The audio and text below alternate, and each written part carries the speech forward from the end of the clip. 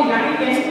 Kim, har du sådan et nummer, hvor du tænker, det skal jeg godt nok til? Jeg tror faktisk, der er ret mange, jeg har opdaget at spille.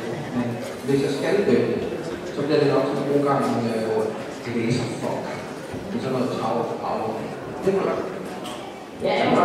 Ja, jeg har en forkærlighed til ord og musik, hvor blandt andet John Williams nummer, som vi har snakket om før i dag, og musik fra serier.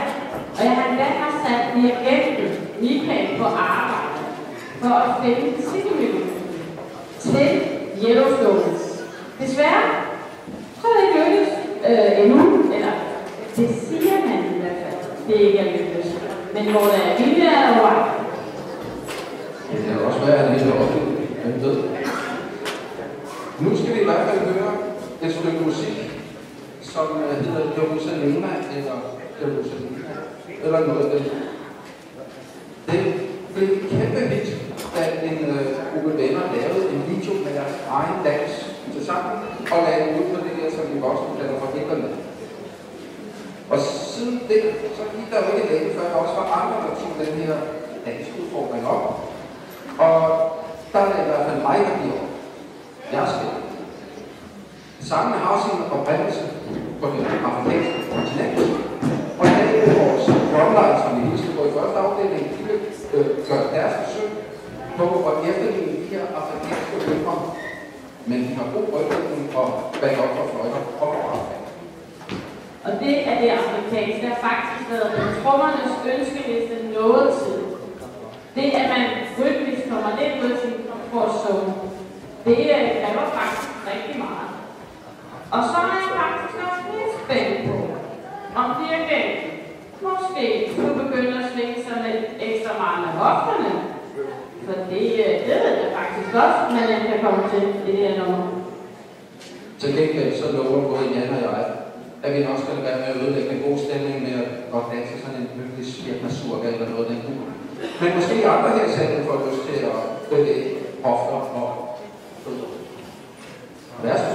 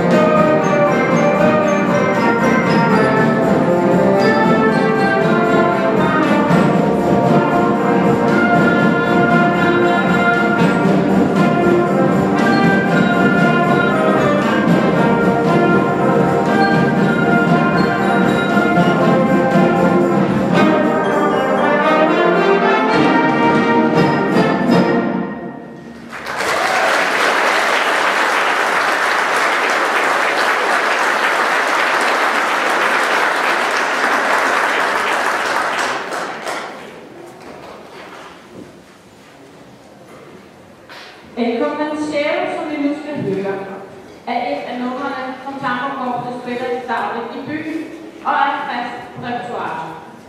Nummeret er primært valgt til en forårskoncert for at give plads til de nyere medlemmer, som kan fordybe sig i lige nøjagtigt det her nummer. Oftest så vælges der nye numre til koncerter, som der bruges rigtig lang tid på og øve og træne, for at de så bliver lagt på arkiv bagefter. Men når man er ny og meget længere tid om at være at spille, ja, så er det så dejligt, at man også efter koncerten stadig kan bruge noget af det, man har lært. El Concerto er oprindeligt en sang af den latinamerikanske Rafael Hernández. Den handler egentlig i bund og grund om en sjov og festlig fyr, som elsker en bongoform, og det passer den meget godt til det, vi lige er i gang med nu. El Concerto.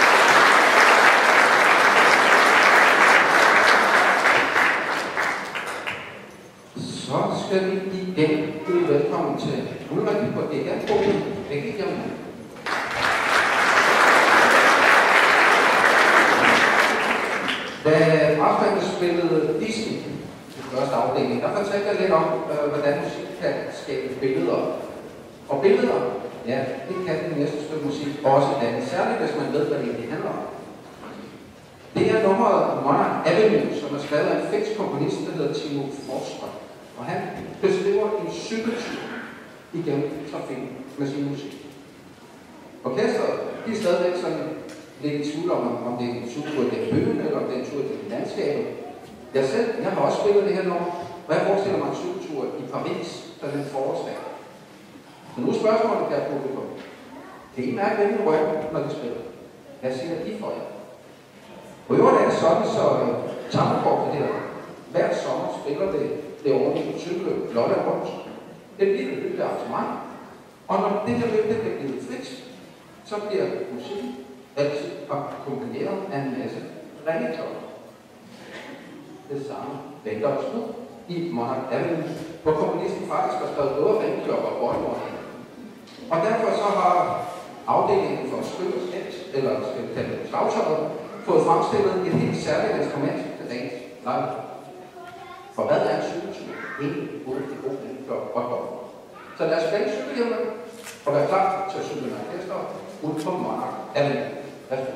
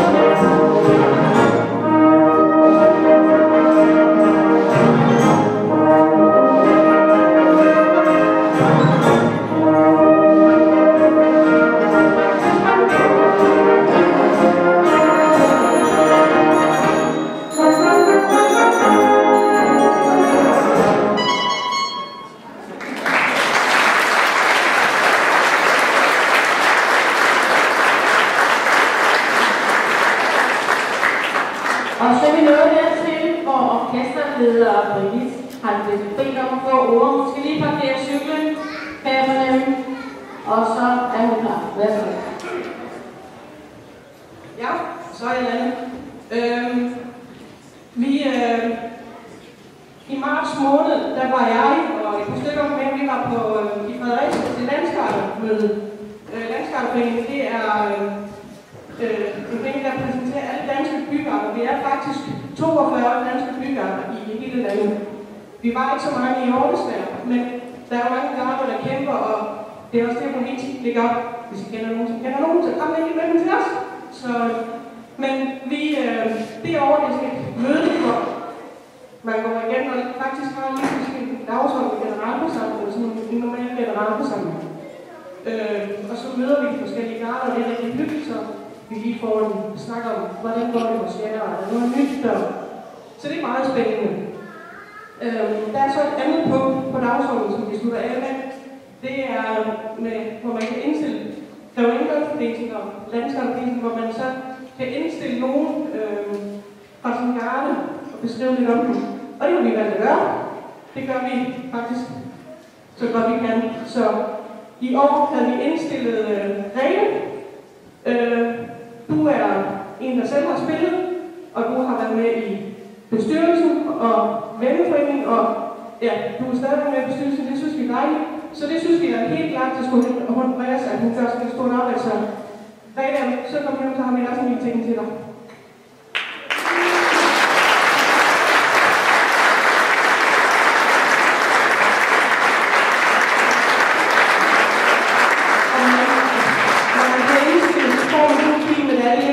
Så det er jo et rigtig stort program.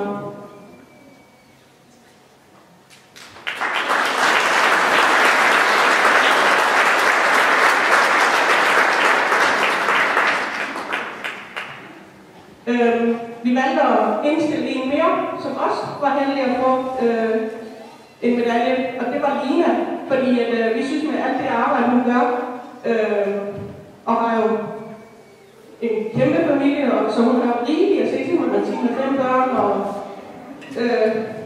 noget af familien spiller i Tammerkops, så der er ikke så mange børnepiger at hjælpe med, men vi synes det er helt klart med hendes arbejde, og alt det, hun gør på et trommer og fløjte, og så hun startede faktisk, da hun var 5 i undervis, men det var jo ikke nok, hun ville gerne selv spille med, så det synes vi da helt klart stod honoreret, så hun fik også en medalje. Lina?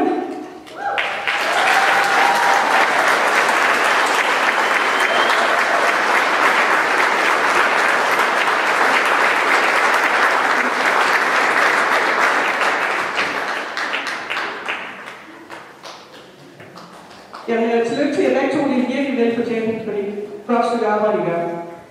Der er lige...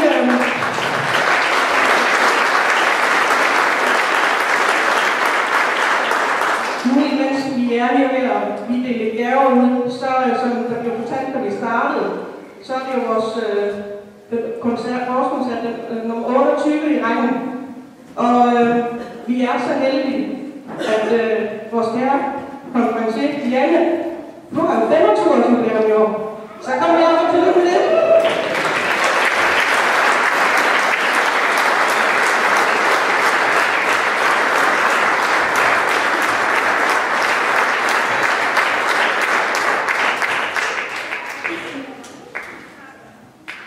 Tak for det, arbejde også med.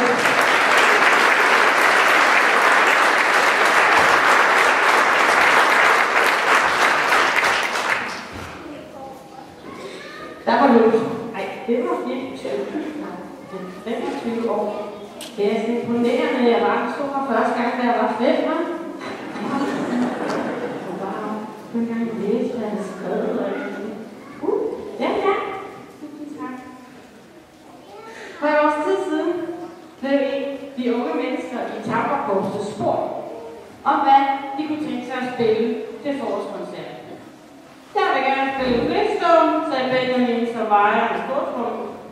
Nu sidder han så i markpladsen, og nu skal vi bare spille Tammerkorpset.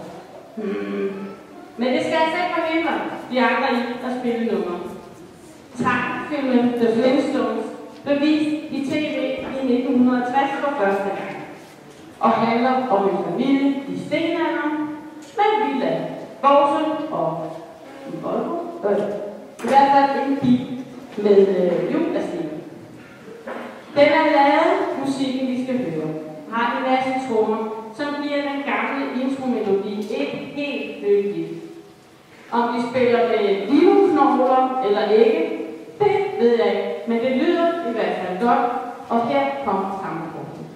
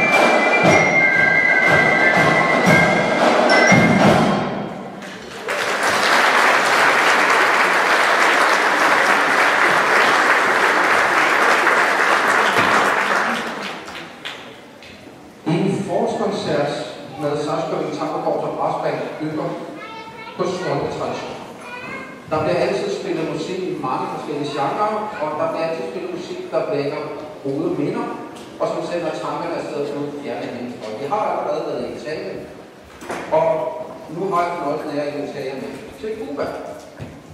Cuban Boy, det er et stykke musik, der gemmer af liv og energi og kubækstøv.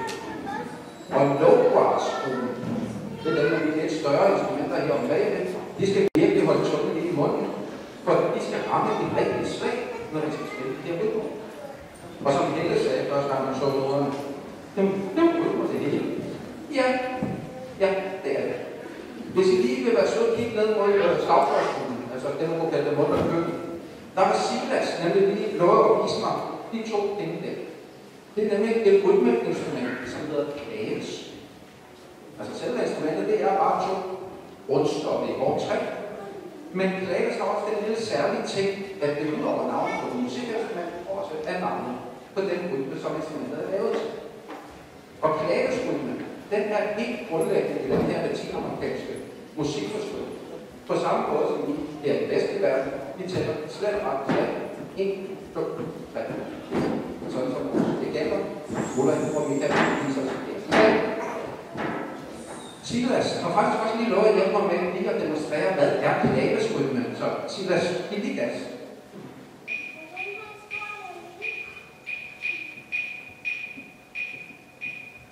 Hvis man nu lytter rigtig godt efter på Silas, han står der. Og hvis man ligesom jeg er født i en forholdsvis ung alder for hulens masse år siden, kan man måske genkende den rytme fra George Michaels genbrugsskib Faith, hvor den bliver spillet på guitar. Det er sådan noget. Nå, men ikke nok med low brass, de skal holde tungen lige ud. Der er også en masse hurtige løb for flygelhorn og for alhorn.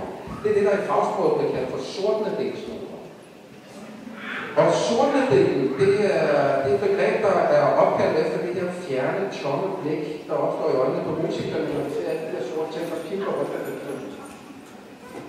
Og samtidig med, at musikken den er svært udfordrende, og samtidig med, at musikforståelse skal udfordre os. Det er ikke at være europæisk, men latinamerikansk. Så skal det hele også findes ret let af det. Det ved sgu ikke en anden nok, ikke? Det er det bare. Nå, Ulrik, tag os med til Cuba.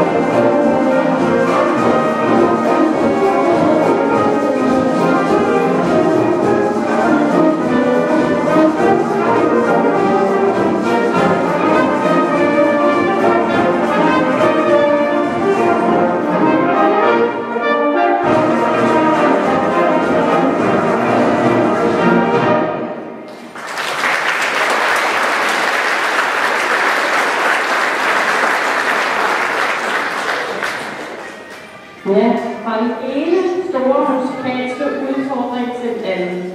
Der er statsvang, Lina. Så nu skal vi høre. Vi har før i dag haft besøg af Svend Gyldmark. Musikken, som Tamburkorpset nu skal spille, er fra den danske film Ved Kokkelunden fra 1953.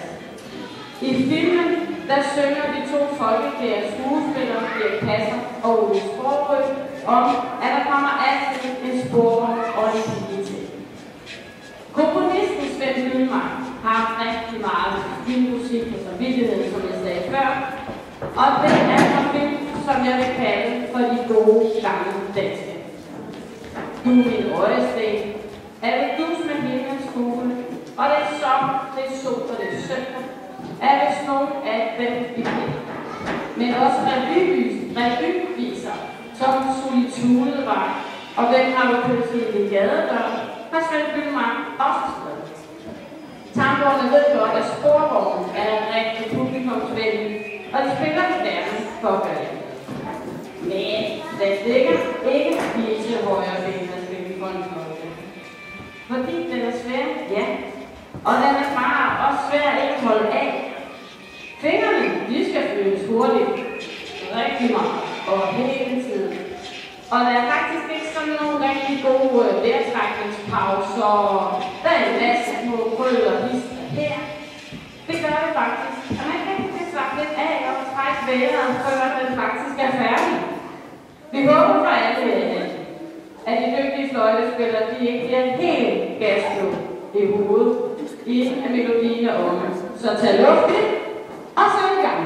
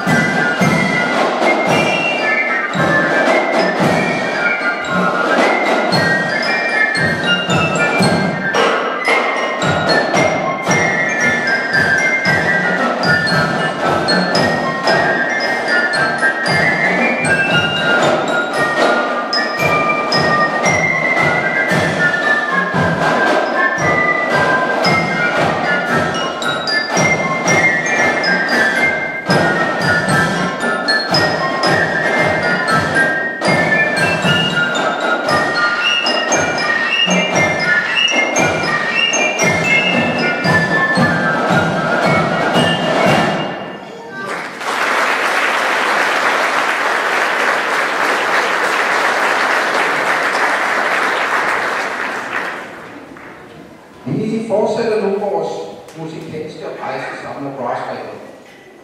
Og så slutter vi lige tilbage til Italien. Italian Festival er et festival medley, som samler nogle af de mest kendte og elskede italienske melodier. Der er både tale om smuk, storladet musik, og også de smukke, lette, nærmest dansende toner. Det er altså et stykke musik, der også er fuld af oplevelser, ligesom de andre verdener. Og sådan er det faktisk også at være medlem i Sarskøbing Sommerkort og Brassband. Det er en masse oplevelser. Der er godt fællesskab, der er kammeratskab, og der er spil. Hvis I nu prøver at kigge ned på musikerne, der sidder her bagved, så vil I se, at der er folk i alle aldre. Og de har én ting til fælles. De mødes uge efter uge for at skabe musik sammen. Og det er en lang proces at lære at spille på instrument. De ældre medlemmer heroppe bagved, de vil nok give mig ret i, at det faktisk kan være en opgave for livet. For der er altid noget at lære. Er I godt? Ja? Så. Og alle de her mange timers øvning og forberedelse, det har foregået. For musik er jo ikke en egoistisk ting. Nej, musikken skal deles. Og det skal deles på et publikum. Og det er jo heldigt, at vi har sådan det her i dag. Så her kan du gå godt tilbage i læggestolene og nyde den italienske sol i ansigtet og nyde Italien. Fantastisk. Op. Ja. Godt. Ja.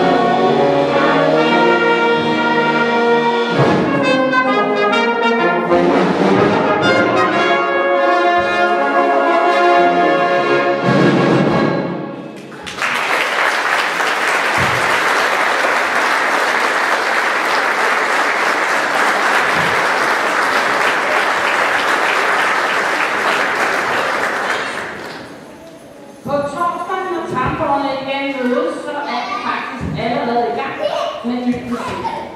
Allerede nu, der ligger planen nemlig for næste års forårskoncert allerede på papir. Sådan var det også for et år siden. Og dengang var det faktisk allerede planlagt, at vi i år skulle spille Pirates. Pirates er et kæmpe nummer. Det er langt, det er udfordrende, både på spillestilen, rytmerne og samspillet kræver, at man holder tungen lige i munden. Sådan lidt eller på blank ud.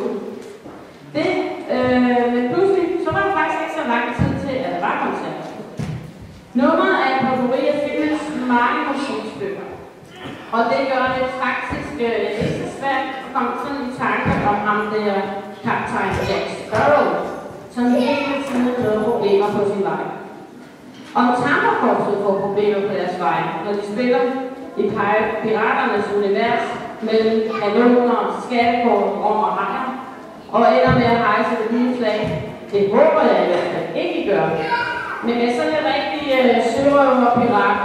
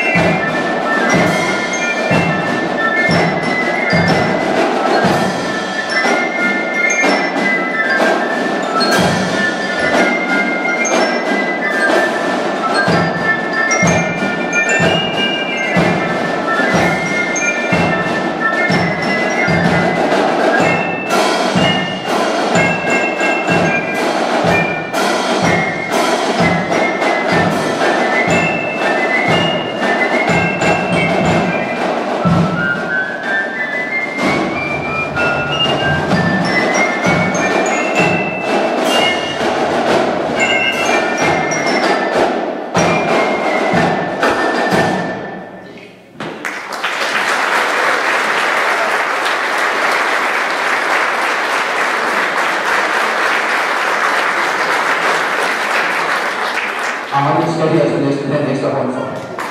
Ja.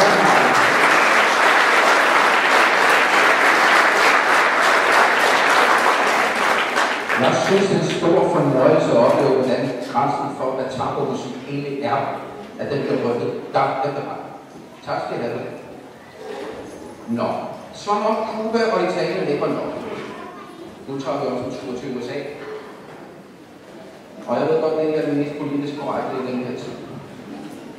Der er tossede orange mænd, og der er rige mennesker, der synes, de skal mene noget om politik, og der er straftår på varer for ører, der kun er behovet ved miner, og ja, jeg vil ønske, at det ikke er, men det er altså verden, det lever. Heldigvis så dømmer musik ikke. Men nu tager vi på tur til Bourbon Street med brassband. Bourbon Street, den ligger i hjertet af det franske kvarter i New Orleans, eller New Orleans, som alle de lokale kalder det. Bourbon Street er en gade, der er fuld af historie og fuld af oplevelser, og det gør det faktisk til et sted som intet andet. Og hvis man dykker helt ned i essensen, så handler stemningen det. Den handler først og fremmest om musik.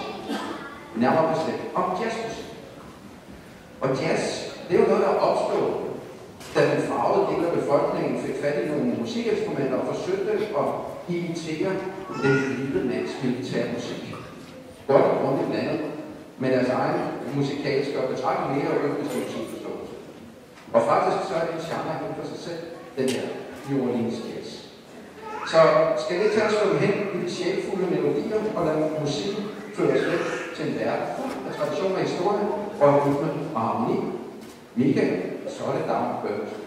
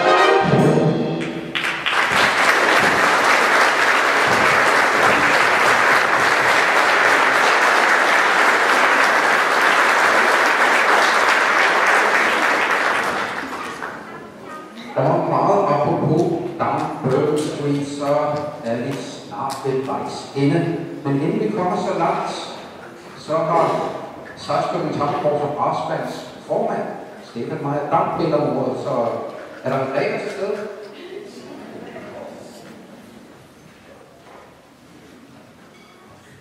Ja. Jeg synes, at vi skal ikke kun høre musik, vi skal selvfølgelig også hilse på nogle af dem, som der er med til at sørge for, at den her gældende musik, og de spiller, at vi kan forskellige deres træning og øve og alt muligt andet. Så først og fremmest så tænker vi skal have trykket på trommerne op. Det er Tobias, David og Niklas.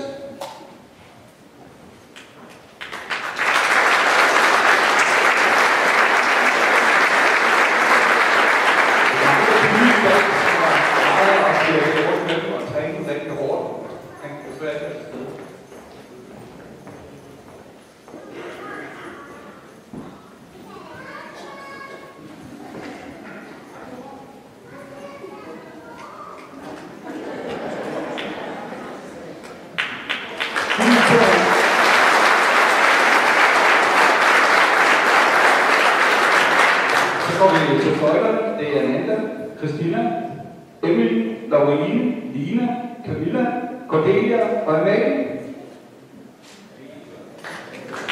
Det er helt rigtigt.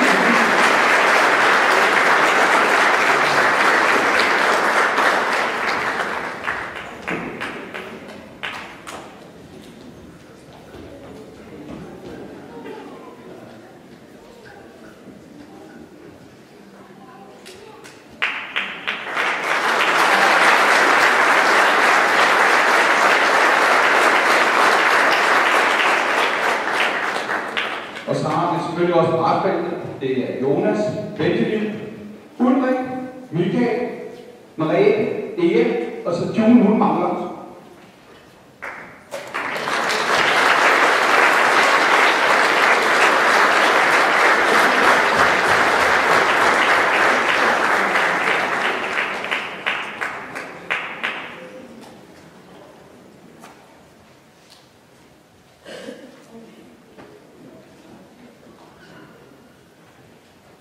Og så skal vi jo ikke glemme dem, som der har putterne også, fordi det er Brigitte, som der marstrænger, og så er det Lotte og Rikke.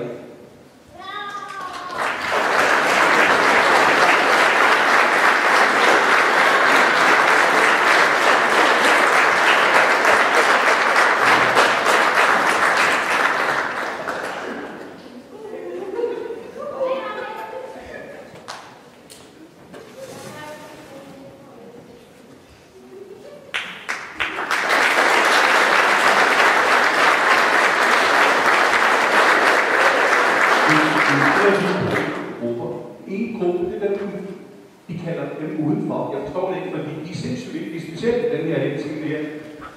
Vores to elektrikere, Morten og René, og så Helle, som der simpelthen er blæksprutte på alle mulige mærkelige måder og sørger for alt og indkøb, og hun har dyre til at sætte. Så lad os lige for dem også at give dem en stor hånd.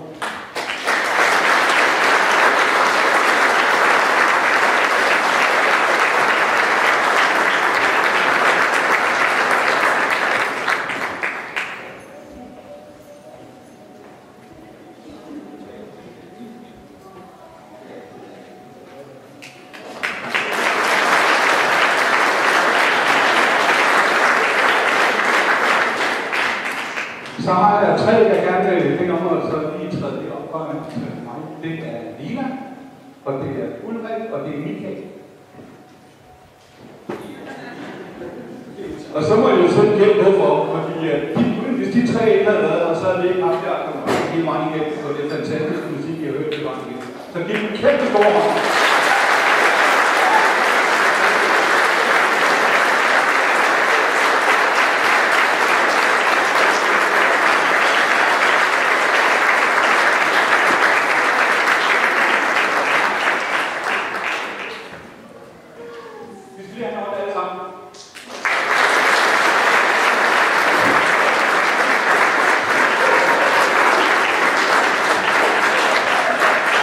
Tak skal I have.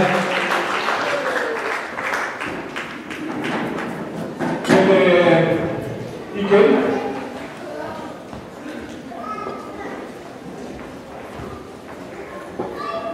Vi havde det. Det kan godt være, at jeg er formand, og det er en helvedes mand, for det var noget, det gør mig ikke. Men alligevel. Vi har 2 fantastiske komponentister, der har hjulpet os. I må meget gerne komme hen til mig, og den dårlige skolelærer. Det var ikke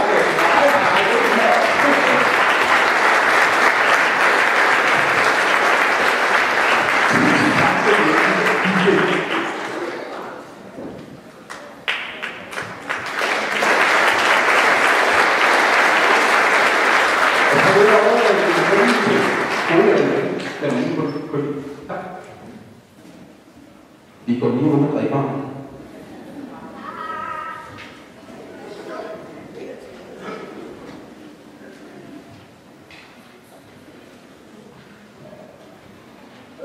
Nu er jeg ud, så det vil slå op i noget af det. Ved hvad? Så er vi altså ved at være ved vejs ende. Og har det ikke bare været endnu en musikalsk rejse, det synes jeg. Ej, det skal vi lige love for. Nu er foråret for alvor kommet. Og skulle man være interesseret i mere i det her orkester, hvad de laver, og hvad spiller de, og ja, om går det egentlig, så sådan et stort orkester, så kan I faktisk følge dem rigtig meget på Facebook, Instagram og TikTok. Jeg har faktisk så meget SoMe, som det jo hedder på moderne dansk, i den grad fået fat i orkesteret. Vi har hørt lidt om, at da vi skulle finde ud af, hvilken version af den næste nummer, der skulle spille, så brugte man faktisk internettet til at finde ud af det. Skulle det være Blondies version fra 1978 eller One Directions fra 2013? Rygte vi noget videre med den grundlom til. Ja, om det er den ene eller den anden version, one way or the other, som nummeret hedder, ja, så er der knald på, og jeg synes, det er et dejligt fællesnummer, de skal slutte af med. Og hvor har det været en lang koncert? Det har det i den grad. Men som sagt har alting nogle ende. Så mine damer og herrer, tak for i dag, og kom godt hjem. One way or another.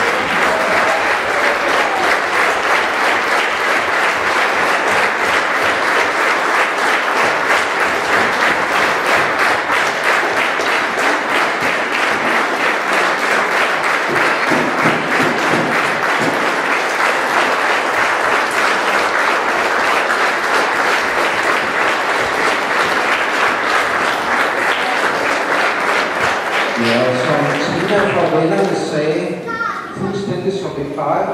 Du slutter af med stående bifald. Fuldstændig som vi plejer.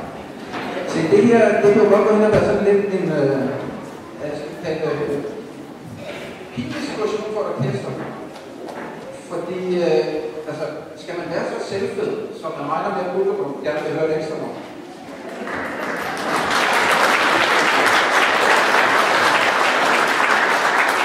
Det kan nok også være pinligt, hvis man ikke regner med at publikum vil have et ekstra nummer, så gerne vil, om man ikke har noget at byde på. Så jeg ved ikke, hvad siger jeg? Har vi en lidt? Ja?